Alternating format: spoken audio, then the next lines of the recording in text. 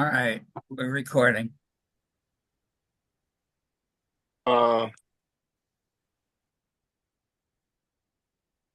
oh, the for the guild, Yeah, talk and about what it was like during for the guild. so the process is they give you the images like a week ahead of time, and you can log in and review all the images, all the artist statement, and everything that they tell you, everything that's going to happen. And then the day of the jury started at 9 o'clock in the morning, and I needed to jury Ann Arbor 2D, and then we was going to do Birmingham 2D. Uh, you can definitely don't know who is the artist because only if you're really familiar with the artist's work is the only way you'll be able to tell. But even the applications, I couldn't tell. So there was only two people that I knew who they were for sure. Everybody else, I have no idea who it was. Uh, and and basically how it's done is like they do it in a Zoom and computer at the same time. So if you got a big screen, it works better because then you can have everything on one screen. But in the Zoom, they will do a review of all the work, everybody, and Are then they using Zap? yeah, they use SAP. Yeah, okay. So SAP in one side and then Zoom in the other one, so you can talk to the viewers. And it was they review the whole body of work for the category. Then we start going like a show you one image and SAP one at a time, and you can see the image and SAP. You can see one at a time, and then you do the boost shot, and then you score. And basically, it's 20% per section. 20% points for the first image, second image, three image, and four image. Um, from everything that I saw, there was only one person that have what I consider consistent what is considered a consistent work, which every single image relate to the other one completely. It was all books in the library. Uh, but I would tell you the the work was good. Um, there was nobody mind blowing in there, in my opinion.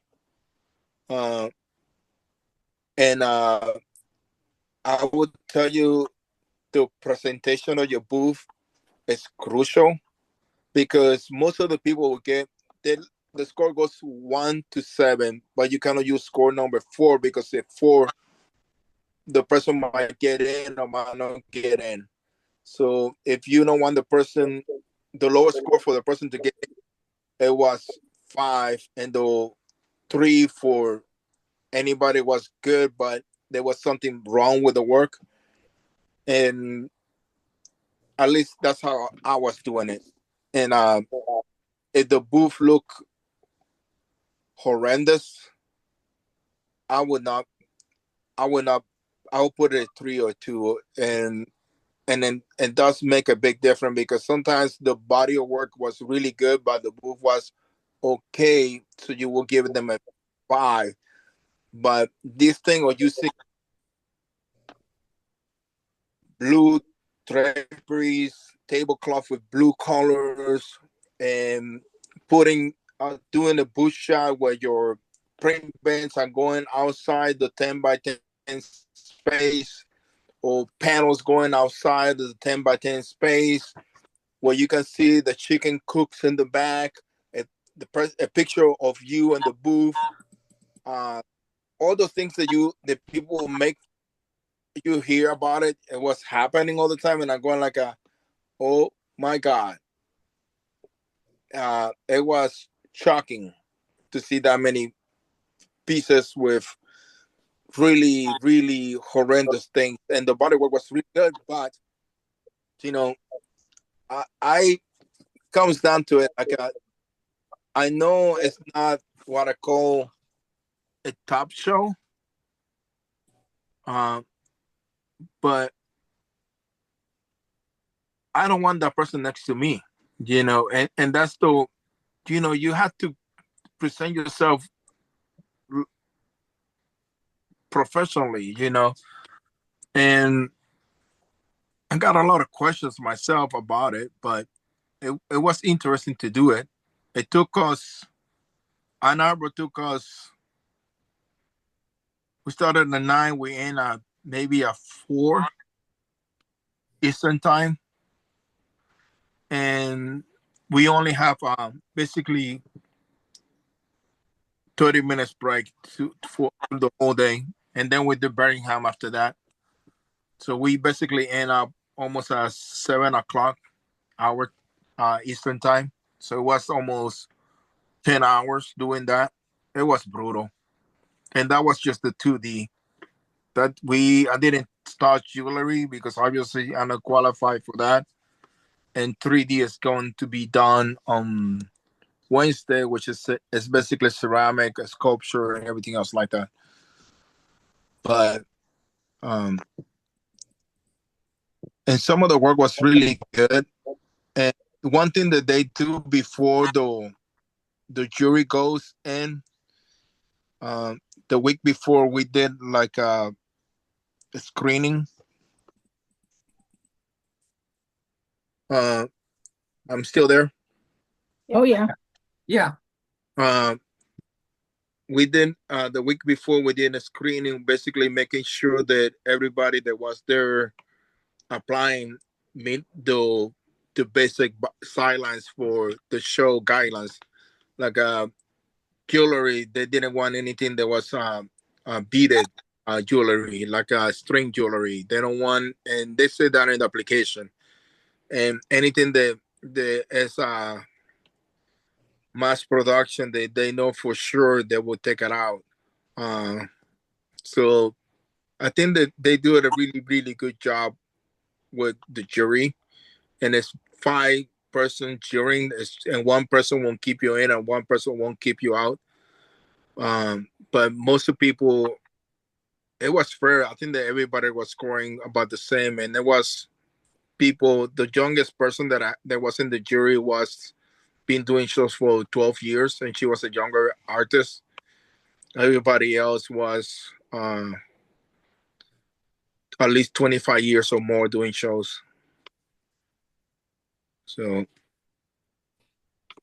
So it was really, really good experience. And I learned a lot. I'm going to tell you because it makes me take more time to want to look in my booth and how it looks. And you don't have that much time to make up your mind about the situation because with the guild, they give you a little more time to look at it. And if the score was really skewed, Karen would ask her um, if the person was in the show or waitlisted and the score was really skewed, we would double check to make sure uh there was why was so skewed, and we would talk about it. But most of the time, everybody would stay with the same scores. So, but it was like a I don't know if everybody doesn't like them, but it was. I'm going to tell you, I thought it was pretty fair, and nobody, and we don't talk about what score was or what score wasn't. So, but it was good. Really, really good. So, anything else you want to know? No.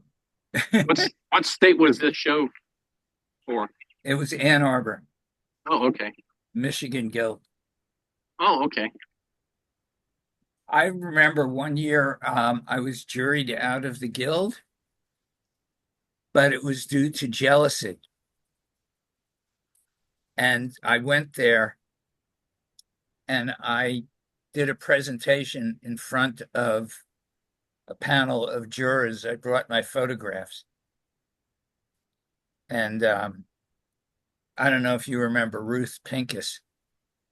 Ruth Pincus stood up and she said, I know Larry Berman, and every year he has new work. He's always creating something new. And so I never missed a year. Mhm.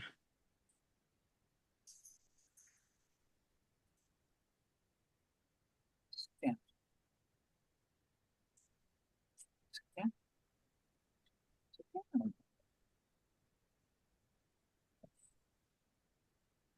And now I'm going to Gasparilla this weekend, so but it's going to be. And I think that if you can sit down and watch a jury process, it's really helpful. Uh, That's why we do mock juries. yeah, um, it really helps, you know. Oh, and I'm going to tell you to Arthur's statement. Oh my God, I wanted to kill half. If I could have seen the person, I would strangle it every time because they. I really don't care what inspired you. I really after one or two you go okay, but when you have to go through 600 applications and that's all of my inspiration and everything else, and then the photographer was the one that cracked me up the most.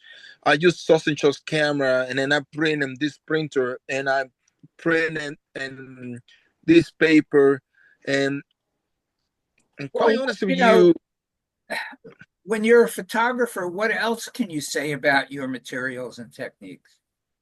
I think that's more important to talk about the what kind of lighting you look, what kind of subject matter you're Well, trying to photograph.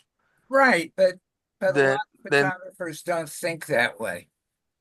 yeah, but that's because that's the so you're talking. If I tell you I shoot, if I'm not a photographer and I tell you I'm shooting with a Sony, let's call it C 3000, Who if cares? that will make any difference to a person, you know, like Who if you cares? printed, You can shoot it with your cell phone. yeah. So it doesn't, the only thing that I say to people I shoot with, if you're going to add equipment, I shoot with a digital camera, print in archival papers, But even still, who cares what and paper you print on? It's all about the image, correct. not about the substrate. Yeah. Or if you're doing printing a metal print, it's kind of obvious you printing a metal. I think at this point, anybody that you're in a show will know what is a metal. They will look at the boot shot and say, "Yeah, that's a metal print." So I don't have to tell that to people. Um, if the juror doesn't know what it is, they should not be during the show. Well, So, that's not true because there are a lot of jurors that aren't photographers that don't know what that is. oh well, let's give them a pass, Larry. The poor soul. So, oh my God. So, but it was a good experience. I was going to say. Really, really good experience. I learned a lot,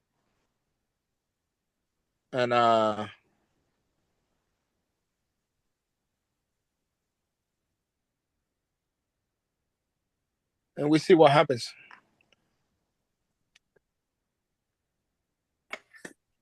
Core, you are in. So Core has the mock jury today. The mock, not the mock jury. The what I say? Ask the jurors. Yep. I got so many questions for them. The poor people, they're going to cry.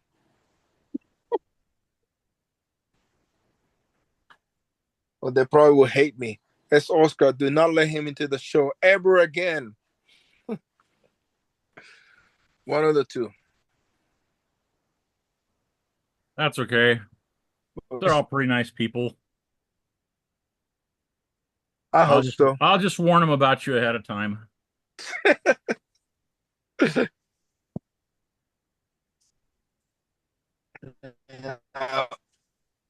Uh, Yep. Tonight at 7 o'clock, we got Ask a Juror for the NAI Winter Zoom, and we've got Cindy Lyric and Robin Markowitz are going to be there as directors, and I've got Marjolin Vanderhart, Chris Bonomo, and Clifton Henry will be there as artists. Even but though Chris mostly is an artist. yeah.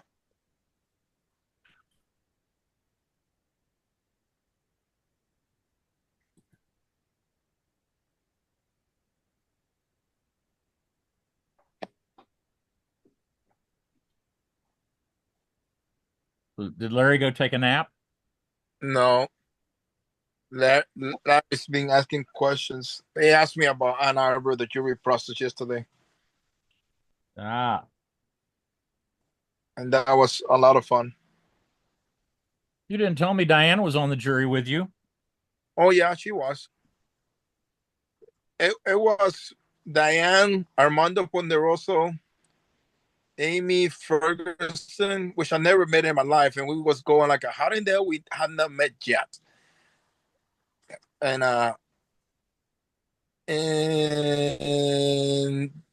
Armand and me. It was Amy, Bonnie, Diane, Armando, and me. Yeah,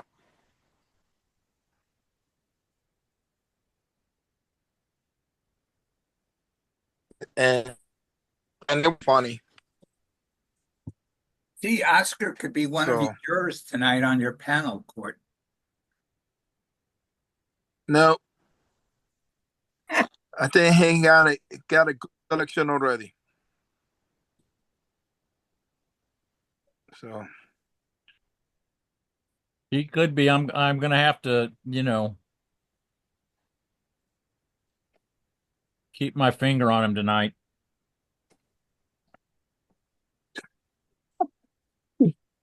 Make sure he behaves. I don't like to be.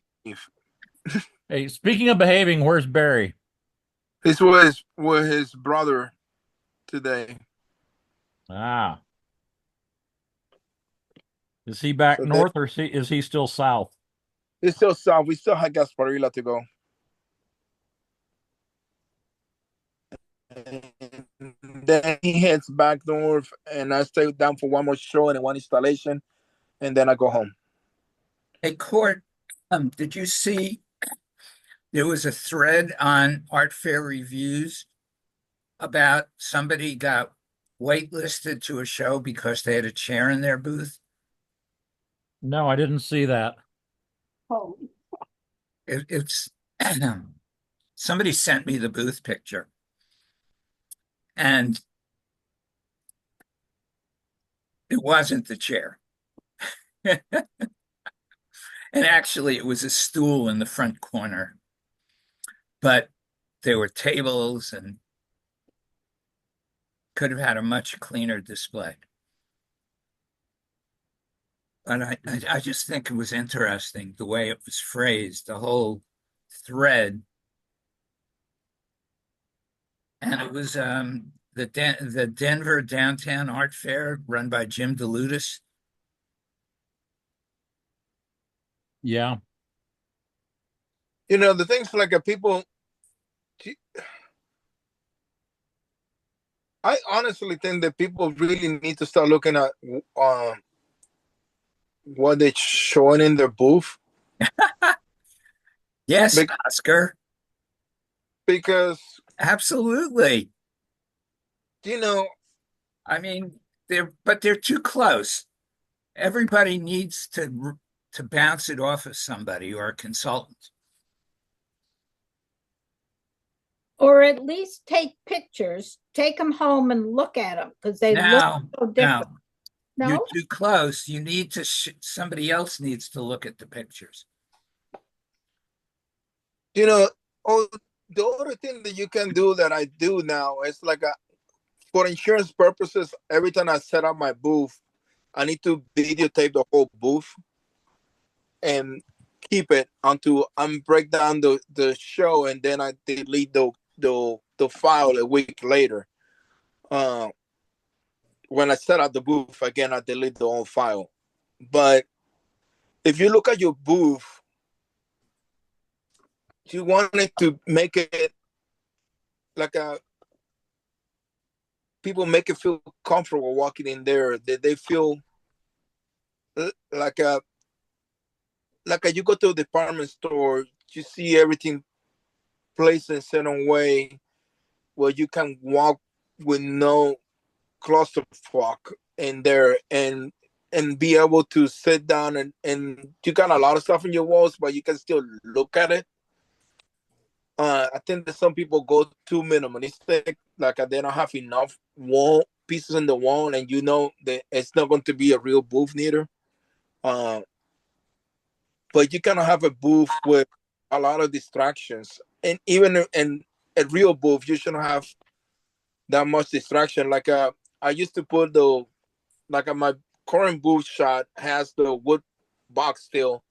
I switch it to the pro panel band, and I have all that against one wall, and the booth looks more open now, and looks more less claustrophobic. Everything looks people can walk around without feeling crowded in there, and that's what you want. Make it the booth inviting. Even somebody can look at the booth from the outside and glance it and see the whole booth, and they're really interested. They can walk inside and look more. So it needs to look clean. It it might make it feel like I look sterile, but it needs to look clean.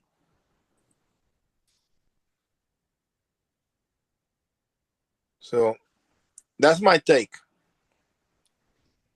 Is there a trick to doing that if you have small 3D things? You still put. I think that you can put it in shelves and make sure it's a U shape. No matter what you have, there's always a way to do it so it looks really clean and neat. I mean, what you need to do is walk some of the top shows and look at the people that are at the top of their game. And there are going to be people that have things the same size as you produce, but they're displayed much more professionally. It's just a question of whether or not you want to buy the display equipment that they need. Yeah. Need. Look at what is Amy and Phil Crone? What is their Amy's Phobots? Yeah. Phobots. Yeah. That's a example. She has a lot of things, but when you walk to her booth, it looks clean, organized, perfect. Well, because they've designed their booth around their art. They designed the booth around the art. And everybody just wants to go in and throw up shelves and not create a booth that fits with the art and displays it nicely. You really have to design it, around the artwork. You look at potters, and a lot of them, especially the potters are doing more artwork, have built-in alcoves. They don't just have shelves stacked on stuff. Mm-hmm. It takes some imagination. Like see, like when I see Barry's booth, he has two lines going like a one shelf in each side, and then he puts another little shelf in the top, and everything is lined up but straight. And to me, you're not he puts things in pedestals here and there, but it still looks like it doesn't invite me to, and the problem with his work is that all the pieces look almost the same in color, so you need to separate a little bit more.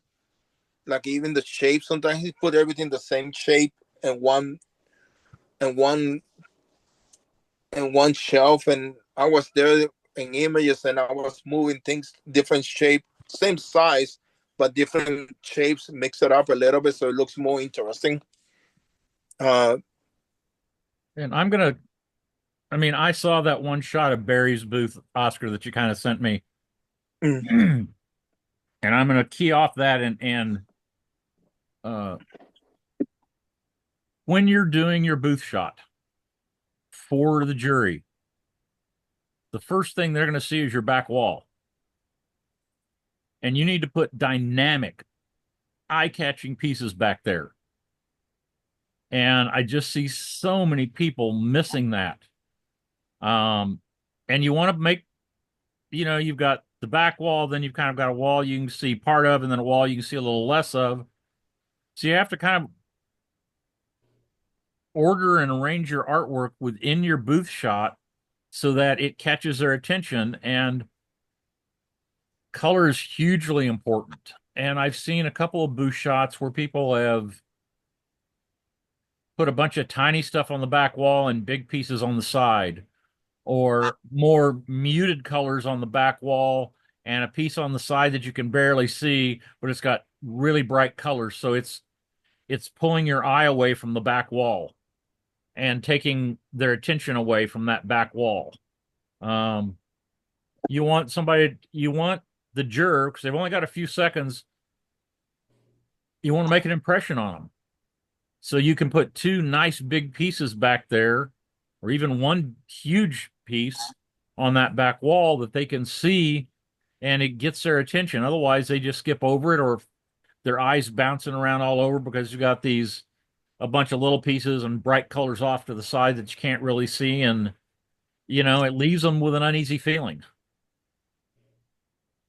My problem with my booth is like the things that I jure are usually hanging in my sidewalls, and you can still see them, but the pieces that I put in the back is the bright stuff, and sometimes people think it looks totally different from what I submit because it's a bright colors and they're expecting to say pastel colors.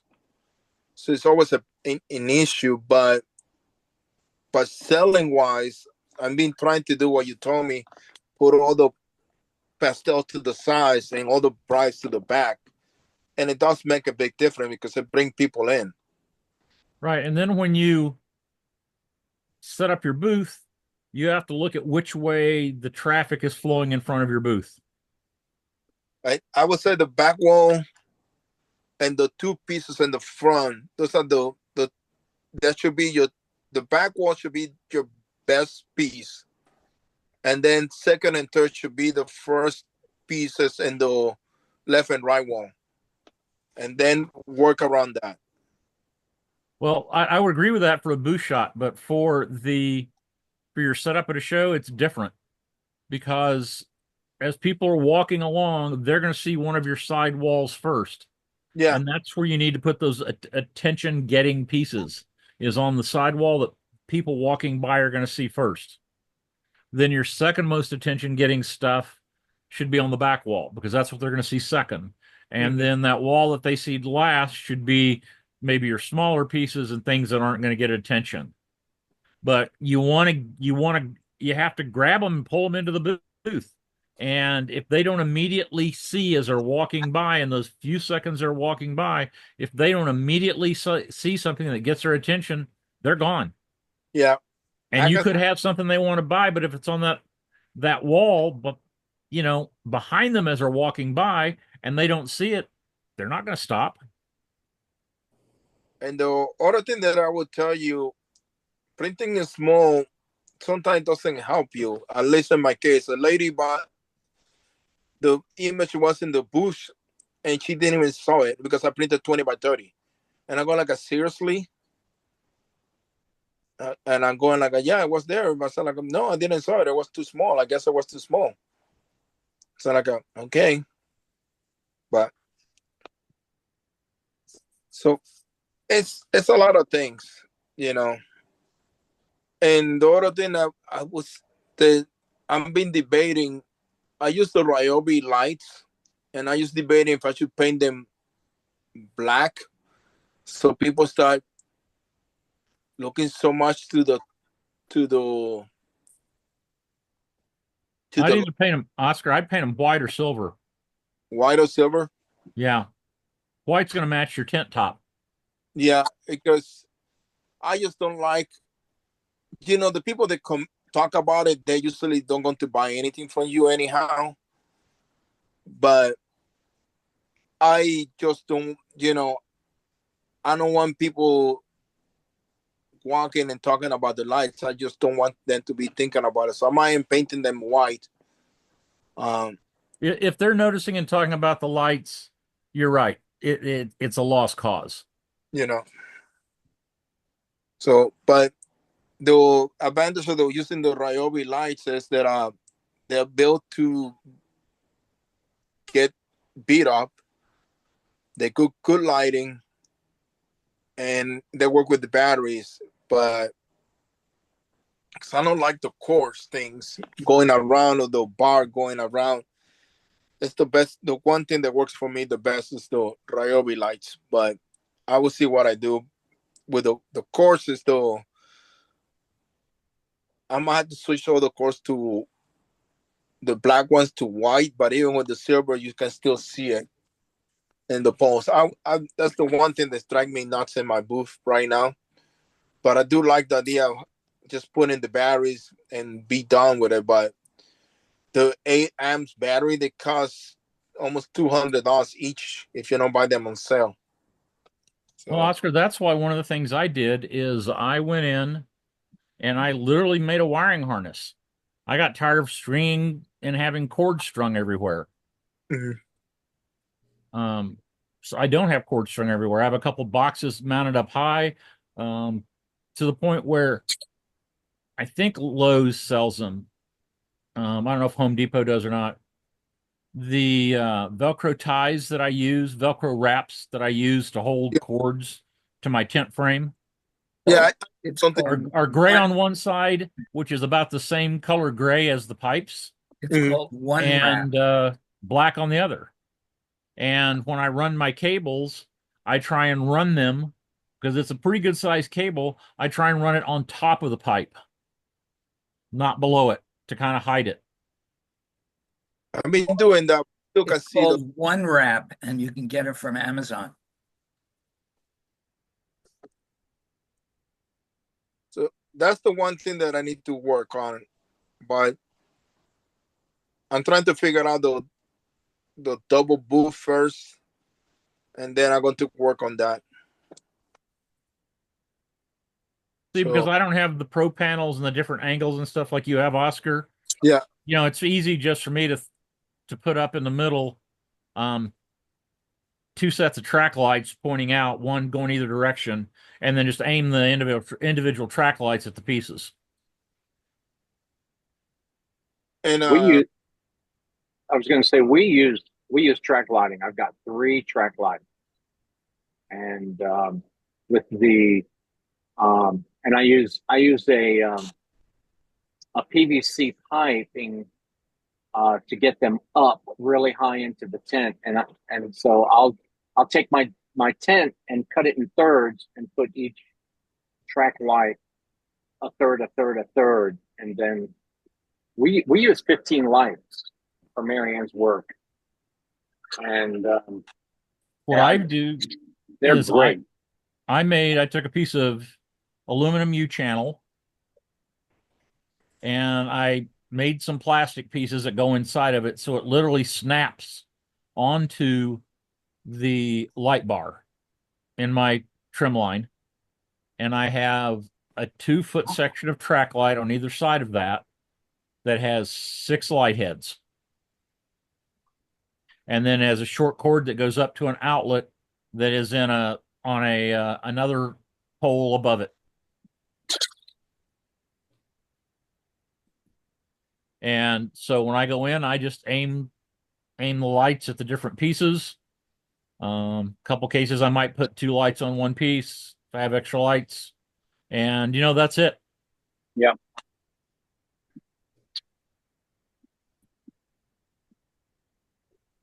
Did anybody? Well, I'll just say it this way: we did the Ann Arbor mock jury,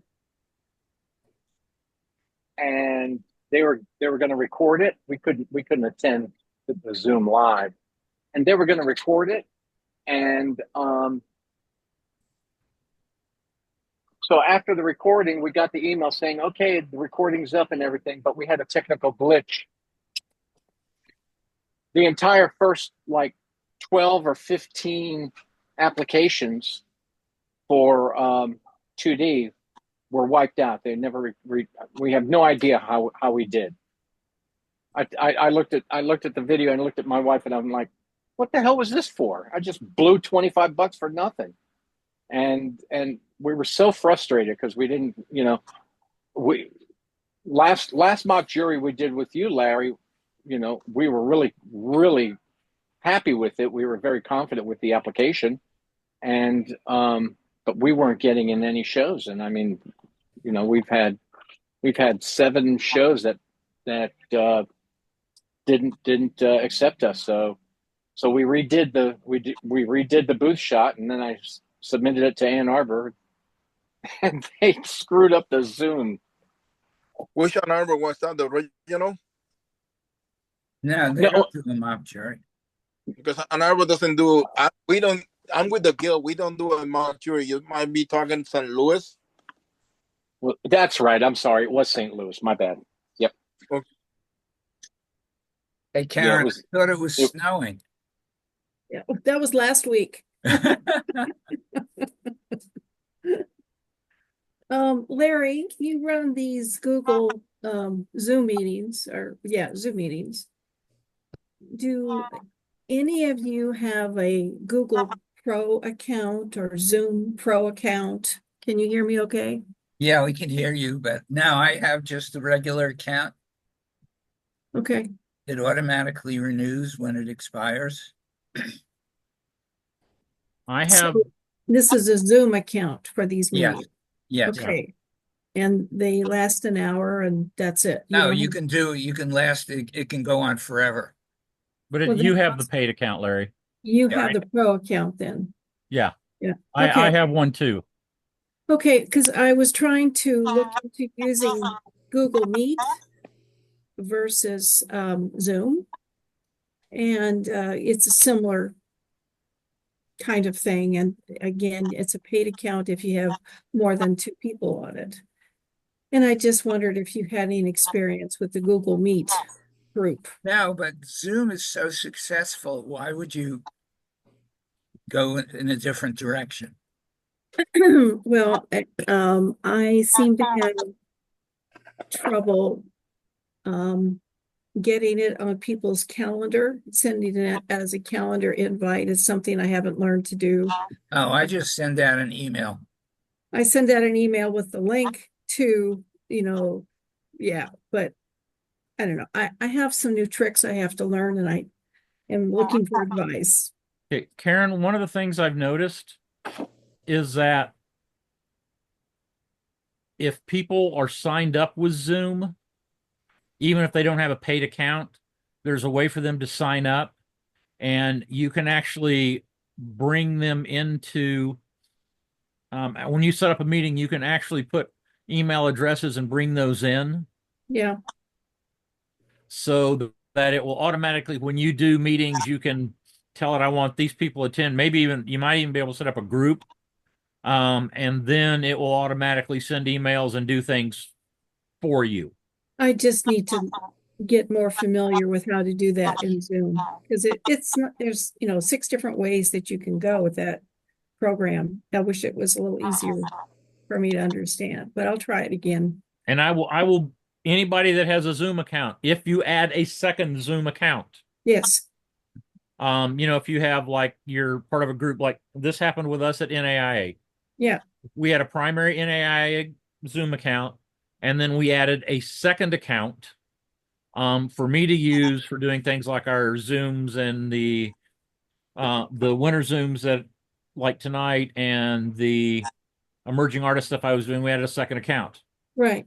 Well, when you add a second account, the permissions and everything for that account are very different than the permissions that automatically happen with your initial account. with Why the would you have subscription more account. than one account? You have to go in and dig way deep down to find Yeah. these settings and change them.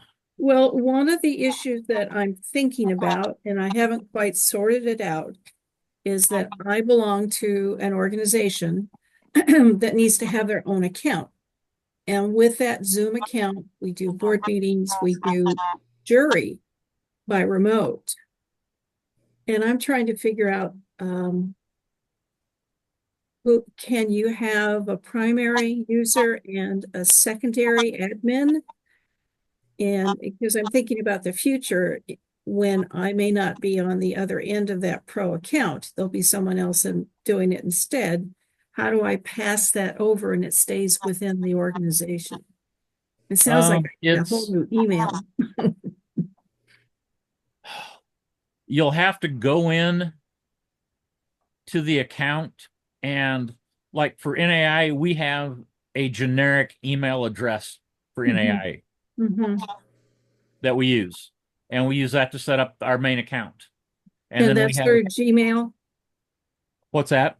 That's through Gmail? Well, no, through our NAI domain, but we have just a generic account email that we use specifically for setting up, accounts for things like Zoom. Yeah. And other things like that. Our Google Docs, all that kind of stuff is all set up under this one email address. And then what we do is that is an email forward. So when an email goes to that address, we can forward it to several other people. So, Yeah. for instance, So you have secondary admins if you need them. right. So Yes. here's what happens is, we have Ben is chairperson. I am vice chair. When those roles change and somebody else needs access to that main account, Mhm. then we just add their email address under the admin forward and take like my email address out so Yeah. that then it forwards to them and not me. That's what I've been thinking about today, and I haven't done it, so thank you for the advice. I just needed to think about it as what we need to do for the organization, not for the individual. It's Right. just like for the continuity of the organization. How do you set this up? So you can transfer it, right?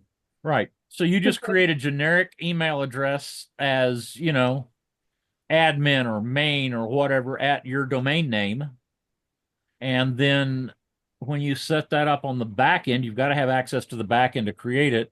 You set it up as a forward so that any email that comes there automatically is forwarded to one or more other people. And So then you how'd you, can control who gets those yeah, emails. how'd you figure all of this out? Did you already have experience with things like this? I mean, it's a little bit of understanding mail forwarding and going, Yes. seeing the situation and going, oh, we can just set up a mail forward to do that. Yeah. Well, And for setting things, up a second email account in Gmail was hard on my PC. I had to go pretty deep into the program to add a second address. so for example, if you're talking about,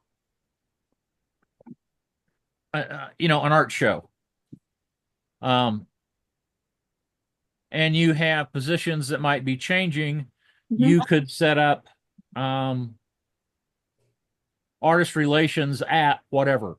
Yeah. And you make that a forwarding. And Yeah. so forever, it's always artist relations. And No who that matter goes who's on the to, other end. you Sure. can easily change. Yeah.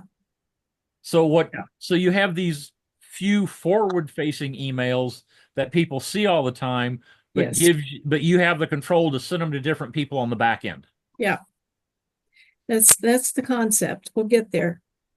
So what you have to do is it takes a little bit of forethought. You need to sit down and go, okay, come up with those list of forward-facing emails that you want to be the same forever. You need to make a tree of Yeah. Right, of emails and application, right. Yes, I guess that's what we're thinking about. Thank you. I'll consult with you later if I get really stuck. Believe me, we've done, if I can't answer it, Benjamin Fry can answer it because he's done this with NAA a lot longer than I have. And that's how we handle things at NAI is with mail forwards and stuff like that. Hey, Karen, Yeah, the guild use Google Meet for the directors, like at the board meetings. We do it in Google Meet, and then when it's the jury process, we do it through Zoom and SAP. They if you want to call Nicole or Karen, probably either or, and the Michigan Guild, the Ann Arbor Guild, and that she might be able to tell you which one works better. I know that when she sent me the Google meetings, it goes straight to my calendar in Apple, and that's what people like it, because it goes right to that calendar. And I think Zoom has that capability. I just haven't used it or been It does successful with it. because Yeah. because people have that's the asked for calendar links and I've emailed it to them. Yeah. yeah. So, I'll be honest that, I'm a weaver first, and to do this tech stuff has been kind of a steep learning curve, but it's also something I enjoy figuring out. There's a part of me that gets it. I just I'm learning.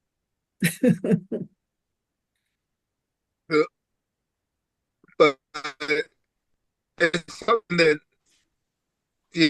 my opinion is like if you with how hectic our lives are, if it's not in my calendar, and the other thing that I would like them to send me sometimes a reminder, like 2 days before, and they send it to you the night before, and I go like night before doesn't go to remind me anything, like give me a couple of days to remind me, but Right. that's just Courtesy. Yeah.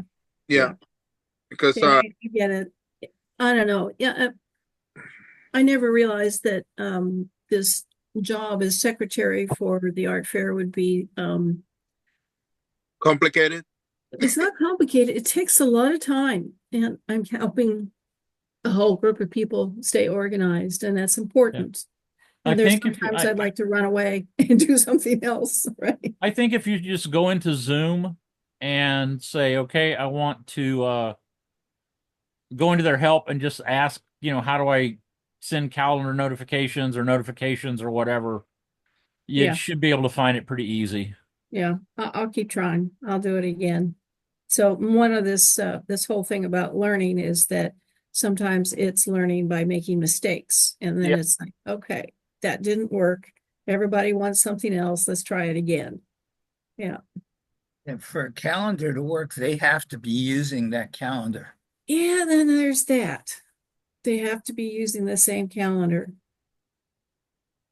I use it because I put all my shows in there, all the installation jobs in there, all the doctor's appointments in there, everything goes in there. Yes, and it really helps at tax time. Yeah, not Right. only And, keep it organized. Yeah. in my case, I have like 4 or 5 calendars, Oh, and they're all set up under Apple, so they all show up in the same place. But I have things that I tag to different calendars. Some of the calendars I share with my wife, some of them I don't. right. You mean So I don't know your if it's girlfriend? possible through Google, to set up a calendar that everybody can subscribe to. So as secretary, you can create a calendar for your organization, and for things Just go like ahead and Zoom and other, put the appointments up there, and it's automatic, and it's right, just there. It's and done. people link to it. Yeah. Now I know you can do that because I've actually done that with one of my employers a long time ago. Huh. They had it set up that I could actually link it to a Google Calendar, which would link back to my Apple stuff. Okay. And so my schedule automatically popped up on my calendar. So I know you That's can do fascinating. it. Okay. that's probably going to have to look at Google for that and Google calendars and figure out how to do that. And people will Mhm. have to subscribe to it. But that would Yeah. make your life a lot easier to be able to go into one calendar, put stuff on it, and have it populate on everybody's. Um, I have a calendar on Gmail through Google. My husband has a calendar, and we can look at both of our calendars if we choose to. It never occurred to me to think about creating a calendar that was just for the art fair and separate. I guess my concern, I got stuck thinking, well, if I put it on the calendar, they're going to share my personal calendar, which I didn't want to do. You know, they don't need to know when my medical appointments are, right? So that's very good. If I just had a third calendar, I could create a calendar invite for just the art fair calendar. Yeah. Okay, thank you. Light bulbs are starting to go off. I love it. And are you set up as a 501c3? Yes, Okay. actually, it's complicated, but mostly the answer is yes. Okay. Do you know that um a lot of places offer discounts to 501c3s? Yes, I know that. Okay. You know, Zoom offers a 50% discount. Well, we'll get there. That'd be Okay. great. Yeah, it'd be great. Yes, actually, we are sort of in the pending category because we had to reapply. Okay. And with the current administration, I'm just almost, we've already got one message that's saying, yeah, they're kind of challenging the whole concept of selling artwork in an art fair and still qualifying as nonprofit. So it's going to be a while before we get everything official. Okay. We're getting there. No, I know it's not an easy process. I've gone through it a couple times. They're just making things really, really, really complicated. Like if it's not straightforward, they and they cutting funds for arts left and right, which is really They are that this is already happening here in Oregon. Funds for building too, for housing that was needed. Yeah, yeah, it's none of this is easy. yeah. And the thing is like um I know that most people that are um in construction, and Mhm. they say that if you want to control the rent, you have to have more buildings up, more places to live, and they just make it more and more difficult to do. That's the biggest problem they have. That's what I'm being told. It's almost to get ahead in anything construction wise, you have to jump through so many hoops to get it done. And then they complain that then people don't want to build stuff, and they said you make it almost impossible for me to do it. Mhm. So, but in some places, like one of my things that I complain the most about Florida is they're really proud that they don't have cell towers, but they complain that the cell service sucks. They don't get it, do they? And I go like, Works if you have point to point. Yeah.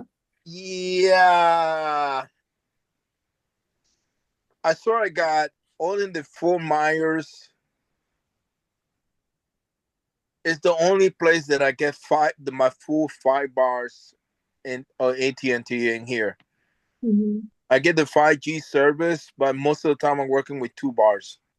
So I recently went to the Verizon store where I have my phone service through, and I came home with a new phone, which I needed, and they are sending me home with this router. I have a business account with Verizon because I have more than one phone and whatnot. So the router I can take to the art fairs. It needs power, Mhm. and it will act as a booster.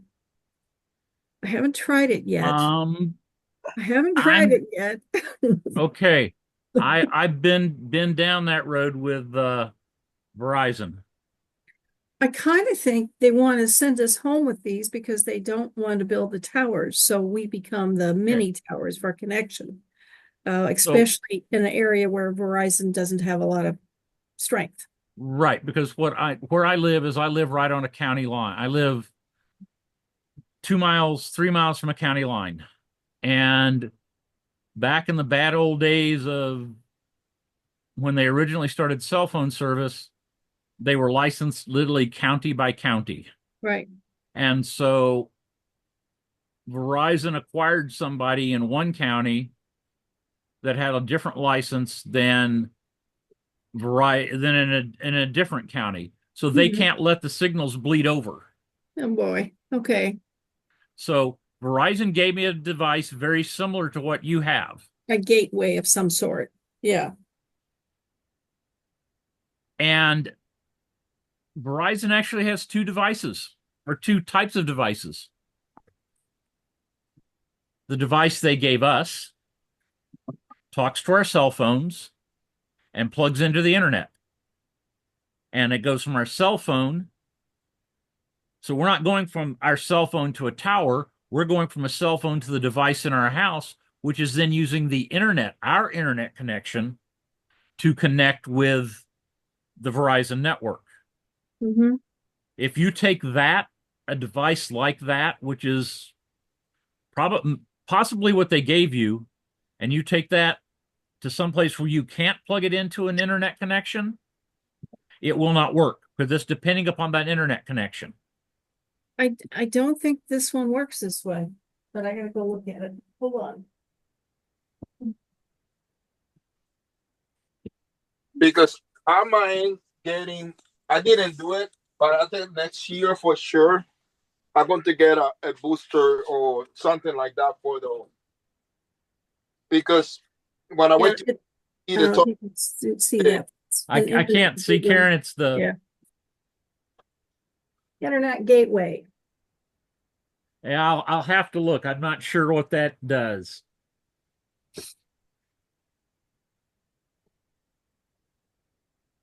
Well, I'm not sure either.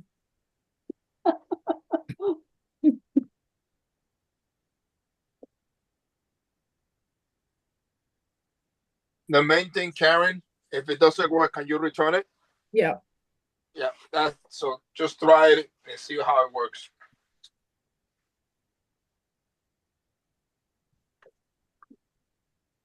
Because I need to get something like that for the trailer.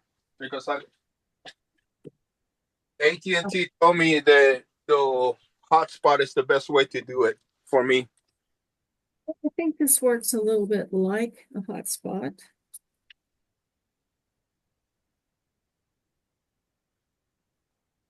It's just that the hotspot only goes to 60 gigabytes, and I go through that in less than a month. This does not need an internet connection. It just Okay, yeah, needs I power. just looked it up. Yeah. It So it's needs not power. what they gave us. It basically what it's doing is it's doing the opposite. It's taking all of your cell phone and routing it through that device, which is must be some sort of a booster. Right. It looks like it's got these four antenna on the back of it, so it looks like it's a booster. But I was a little encouraged thinking it would really help at those art fairs that are high traffic, internet traffic, and I'm aware of a lot of transactions I try to process and they get hung up and I cancel them and then start over. So this might actually help. Karen, I just saw something about Verizon that I have to check into because my cell is also on my wife's business service. Yeah. Um, there is a new thing that I just saw on a reel, and that is Verizon has for business owners, they have what they call priority service or priority, something priority. So when you get into, say, at an art fair where there's a lot of traffic going on, your signal gets priority over others. Well, that'd be nice. So you might ask Verizon about that. I I will. need to. Yeah. Well, anyway, that's my latest. This is all the tech questions I have for today, and my brain is kind of fried.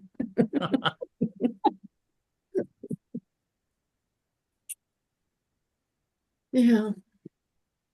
It is funny how that happens, huh? Mm-hmm. Just wanted to say to you, like, about your looking time just right I away. can't hear you. Can't hear you. If you Can you get look closer at to your YouTube, there's a lot microphone? of tutorials too about. I don't know. Oh, I'm so sorry.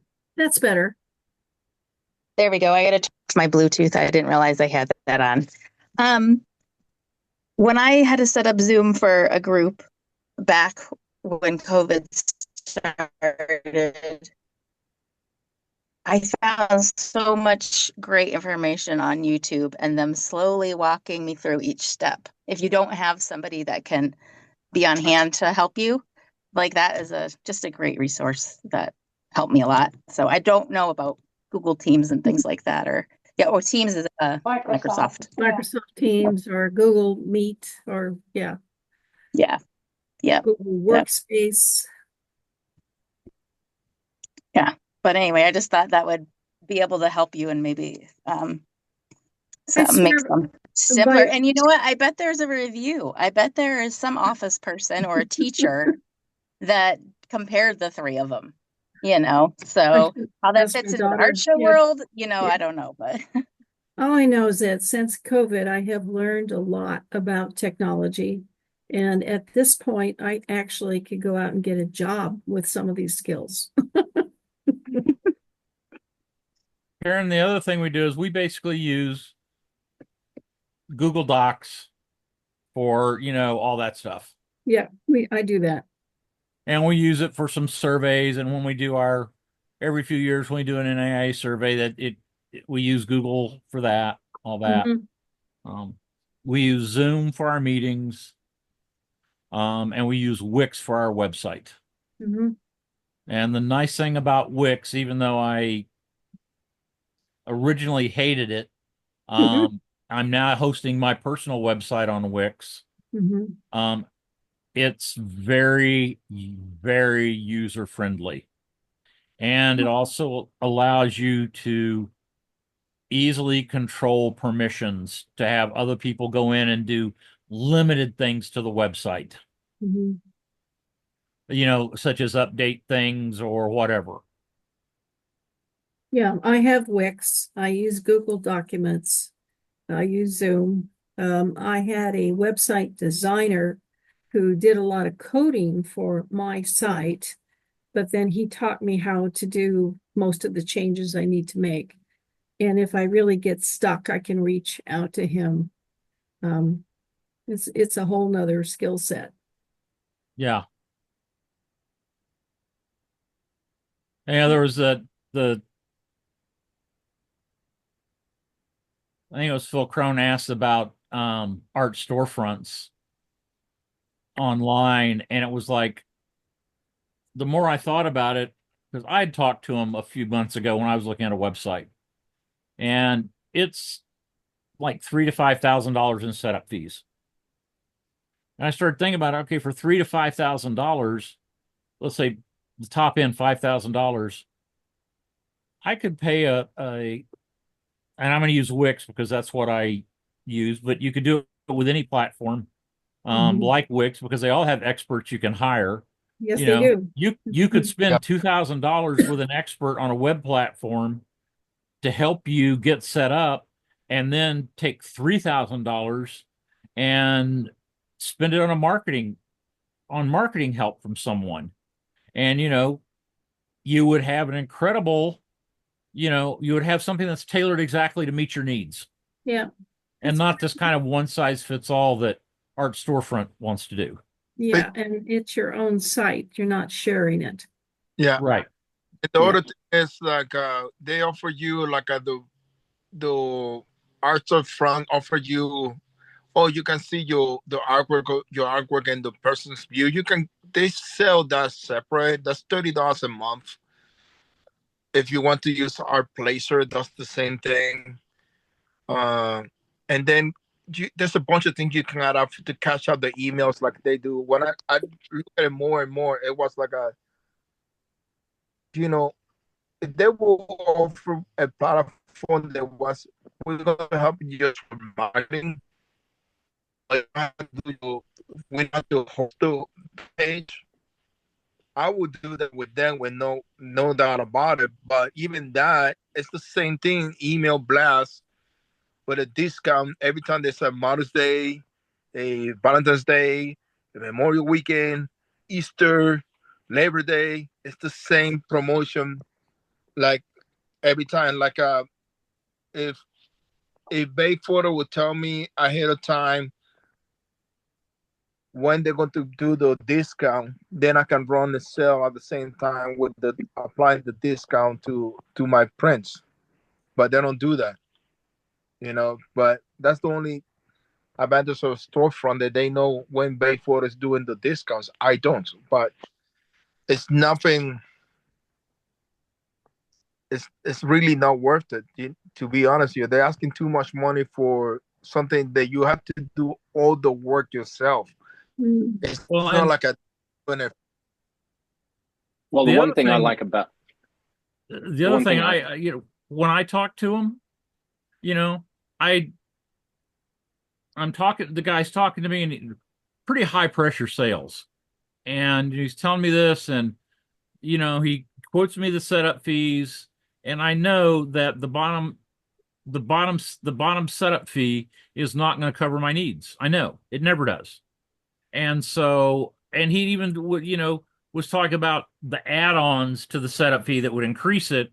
And I knew that there were things that he said I was going to need. So I knew, and every time I would say something about the setup fees, I was going with a higher fee, and he kept no, no, no, our setup fee is only this.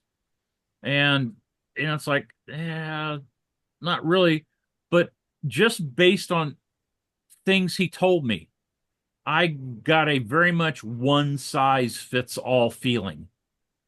And when I mentioned that, he got extremely defensive. And I repeated back to him. I said, well, you said this and this and this, and that's pretty much one size fits all. And after that, I talked to a friend of mine who says, yeah, I get emails from two other photographers that I know use them. And he said the emails, except for the photographer's name and the image, the rest of the email is identical. Mhm. Yeah. I don't the want one that.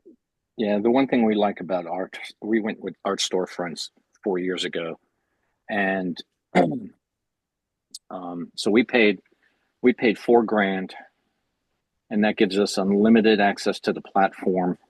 I can load as many pieces of artwork as I want to.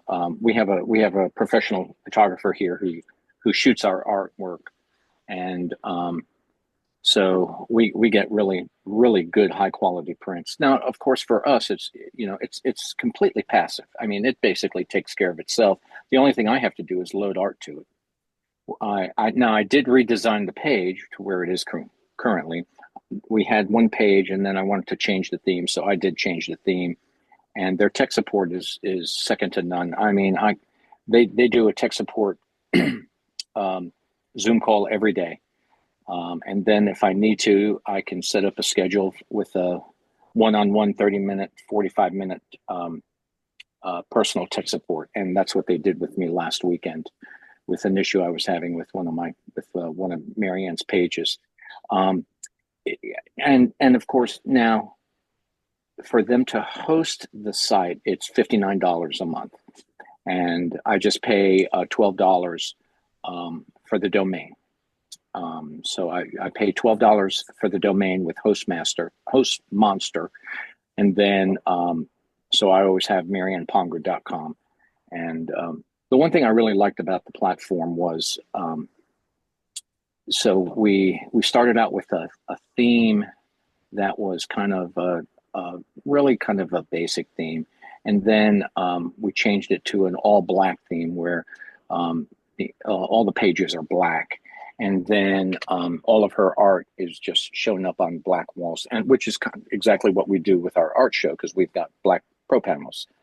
The nice thing about it, I tell you, was so some folks will select a dozen different sizes, and after really speaking with a lot of photographers at art shows, it's funny, Court. A lot of photographers at art shows, they offer like 5 to 7, maybe 8 top sizes, and so that's what I did with Marianne's site. I decided to go with we just do 8 sizes if it's available in the ratio. And Chat GTP was really great because I could take like she's got one of her early paintings that's like 15 by 23, and I was able to put that into Chat GPT, and it gave me the ratio and some of the alternative sizes. So I went ahead and I could put that in. Yeah, it is work that I have to do every time Marianne paints something brand new. We get it shot, and so he shoots it at raw. He shoots it raw. He's got a Nikon Z something. It's like 5786 by what, 7245. Something crazy. The pixel rating is great. 300 DP all the time, and so we've had. It's funny. When we went to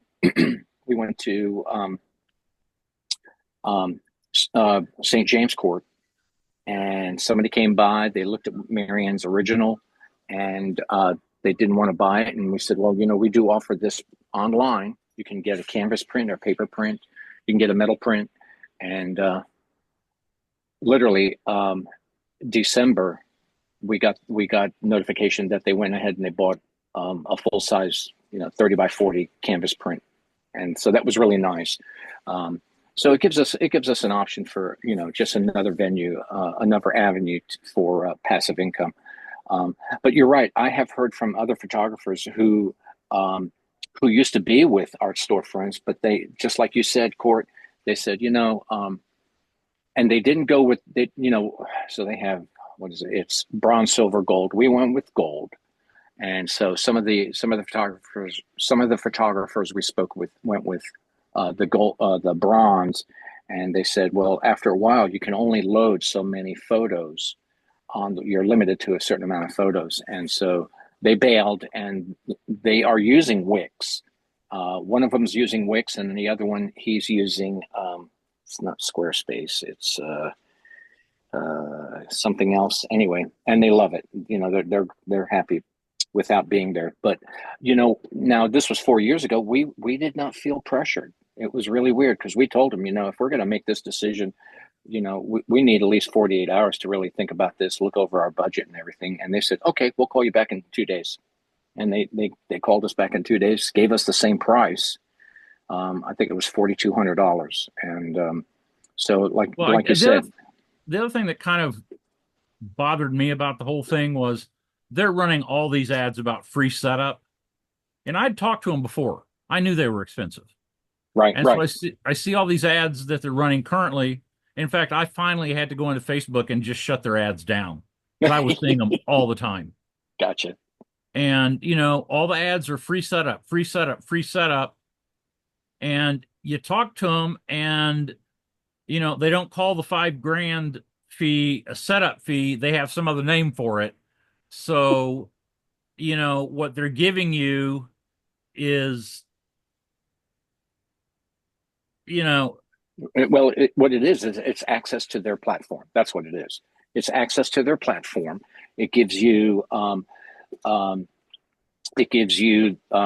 ability to create the pages how you want, and now they have what they call a playbook, a marketing playbook. And so they have a calendar, and it tells you, it's okay, do this posting on Instagram, do this posting on Facebook. So it's really kind of a marketing platform, a marketing playbook that kind of walks you through the steps in order for you to increase your Instagram followings, your Facebook followings. They also tell you, okay, so now you're getting ready. One thing that I did not like, well, Marianne did not like. I was on the fence about it, but this is her business. I just do all the background stuff. She did not want to do a free print giveaway at an art show. And, we talked about it, and because that's one of the big things that Art Storefronts pushes is you do a free print giveaway. So basically what that does is on Instagram, hey, this is a new piece of work I've done. We're offering a free print giveaway. And it's a way to get people to sign up on your website to gather emails. Yeah, but that free print can be an 8x10. It doesn't have to be a 30x40. That is correct. But of course, they're saying what you want to do is you want to give them, if you're going to give them a print, at least a 16x20. Bullshit. Something that is substantial. Well, that's what they told us back in the. But the reason why we didn't do it is because we didn't feel like we needed to. We didn't want to beg people to follow us. We just thought that was kind of tacky, and so we didn't do the free print giveaway. But we're still working on now. Of course, I work full time, so I can't do all the social media. Yeah. Right. Here's kind of the thing that really that I really don't like. Yeah. Is that as an artist, I understand that, and I'm going at the very basic level here. Different mediums have to be marketed in different ways. I agree. Okay. I agree. And then you get into that medium, different styles of that medium need to be marketed in different ways. And then you break it down even further. Basically, the point, every photography needs their own every artist needs their own custom design marketing plan. Correct. And to throw something out there that's a one size fits all, it just didn't fly with me. I completely agree. And that's one of the things, that when we first started, they recommended using this specific theme.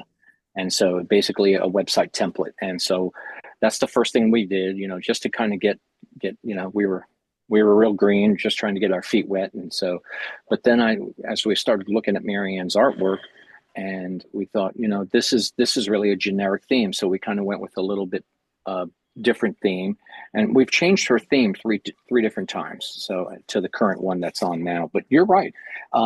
It has to be an individual based on the artist and their artwork. It needs to be a very specific platform for them to promote their work. I completely agree. Well, not just having a unique website and what information you have on the website is one thing that's got to be unique, but your whole marketing plan of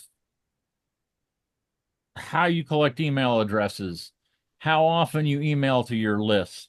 Yes. What you email to your list. Yes. I would, if they're saying, their plan is you need to be sending out every holiday, you need to be sending out a sale with a discount. No, I'm not doing that. Yes, we don't either. Right. Yeah, I'm going to offer discounts once or twice a year. That's it. So exactly. What good is buying into a marketing plan that I don't want to follow and is not the way I want to market myself? Sure. Yep. Yeah. Well, thanks everybody for your good advice. So, hey, Karen, let me know if you need help. Reach out. Yeah. It's good to talk about it. Way to learn. All right. Thank you, Larry. Court at 7:00 tonight? Yes, 7:00. Is there a password or just the link? What? The link will take you into a waiting room, and then at 7:00 we let people in. Okay. And how do you do questions? You're doing questions through the chat room or through Zoom? We'll be in Zoom, and what I'll do is raise your hand, either physically wave it on the screen, or there's a raise your hand button in Zoom. Hit that, Yep. and I will call on people. Perfect. Well, I hope to see you tonight, buddy. God bless you. Thank you so much, All guys. right. Bye. All right. Bye, Good night, everyone. all. See everybody later. Bye. Good luck tonight, Court. All right. Bye. Bye.